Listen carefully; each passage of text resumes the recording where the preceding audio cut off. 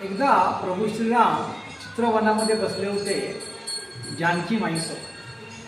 पती पत्नी एकांतामध्ये गप्पा मारत असताना तिथे अचानक कौसल्या मातेचं शुभागमन झालं आणि माता म्हणाली, हे प्रभो बघा, ती राम म्हणत नाही आता मुलाला, म्हणजे हे प्रभो, मला माहिती आहे ह्या अवतारामध्ये तू मला आई म्हणून स्वीकारलंयस, माझा पुत्र झालाय, परंतु तू ह्या जगाचा नायक आहेस, विश्वंभर आहेस, हे जग तू निर्मितोस, तू खेळ खेळतोस सगळ्यांची. तर हे प्रभू रामा, मला तू ज्ञान दे. असं बोलल्यानंतर रामाने क्षणभर विचार केला आणि ते म्हणाले, मी तुला जरूर ज्ञान देईन, त्याच्या आधी एक काम कर. ते काम असं आहे की उद्या सकाळी उठल्या उठल्या तू गोशाळेमध्ये जा आणि तिथे बछडे काय करतायत ते पहा.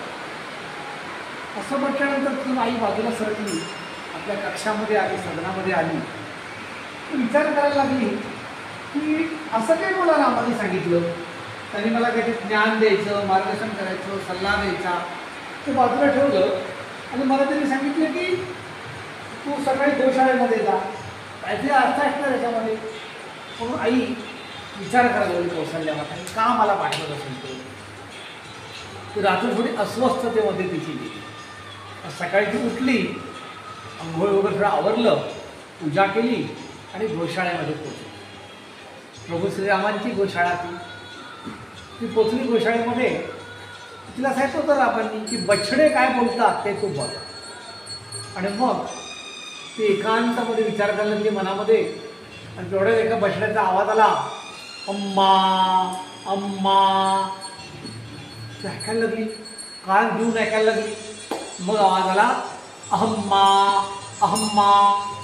अरे परत परत परत परत ती गोशाळेमध्ये फिरायला लागली, छोट्यांच्या कक्षांमध्ये गेली. काही छोटे असे आईच्या जवळ होते, काही मोकळे एका वेगळ्या कक्षामध्ये होते, ते ओरडत होते, अहम्मा अहम्मा अहम्मा. अंगावर सरसरून काटा आला. अरे यासाठी मला प्रभूंनी इथे पाठवलं होतं. अहम्मा अहम्मा, काय बोलतोय हा बछडा, अहम्मा. मी आता अहम्मा बोलतोय ना, ही माता माडे बघते, अहम्मा. तिला एकदम एकदम भरून आलं. ती धावत धावत रामाच्या कक्षामध्ये गेली. प्रभू रामांची आई ती, तिच्या मागे सेवक धावायला लागली की असं काय झालं. ती राजमाता धावते आहे. ते डोळ्यातून आसवं पडत होती खाली, हृदय भरून आलं होतं. धावत गेली. रामरायाचं दर्शन झालं. रामराय सुशोभित होऊन पूजा करून बाहेरच्या कक्षात आले होते. समोर मातेचं दर्शन झालं त्यांना. ये माते म्हणाले, म्हणजे प्रभू तू मला का पाठवलं होतंस काल ते मला कळलं. मला बछड्यांनी ज्ञान दिलेलं आहे. आता मी पहिली कौशल्या नाही राहिले, मी वेगळेच काहीतरी झाले. असं तुला काय सांगितलं गोमातेच्या छोट्या छोट्या बछड्यांनी. कौशल्या माता म्हणाली, ते म्हणतायत सगळे अहम्मा अहम्मा, म्हणजे अहम म्हणजे मी, म्हणजे व्यक्ती स्वतः, आणि मा म्हणजे नाही, मी नाही, मी नाही. आणि ते स्वतःसाठी म्हणत नाहीये, ते माझ्यासारख्या अनेक कुमबुद्धी लोकांसाठी, मूढमती लोकांसाठी सांगतात, तू नाहीयेस, तू नाहीयेस. पण मी नाही म्हणजे मी कोणी नाहीये. तर हे जे शरीर आहे, जे विविध वर्षांपासून विविध तृष्णा, विविध भूक भागवत आलेलं आहे, वासनेमध्ये लपेटलेलं आहे, सत्ता लालसेमध्ये लपेटलेलं आहे, धन लालसेमध्ये लपेटलेलं आहे, पुत्र मायेमध्ये लपेटलेला आहे, ते हा देह जो आहे, हा देह तू नाहीयेस. आत्मा जो आत्मा आहे तो विनाशी आत्मा आहे, तो तू आहे. अहम्मा अहम्मा, हे शरीर नाहीये, तुझं नाहीये. असं मला बछड्यांनी शिकवलंय गोमातेच्या.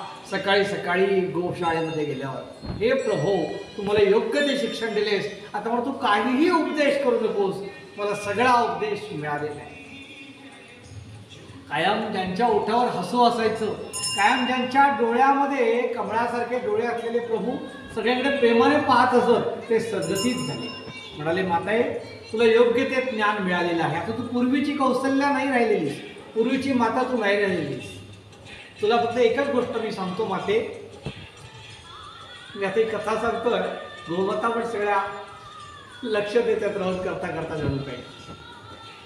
तर कौशल्या मातेला ते म्हणाले, मी तुला असं का सांगितलं की तू गोठ्यामध्ये जा, गोशाळेमध्ये जा, आणि ते वासराचा शब्द आहे की जो शब्द तू ऐकलास, अहम्मा अहम्मा, ते म्हणत ते लोकांना वाटतो हम्मा हम्मा, तू ऐकलंस अहम्मा अहम्मा, तर का असं मी तुला डायरेक्ट का नाही गाईड केलं, मार्गदर्शन केलं, सल्ला दिला?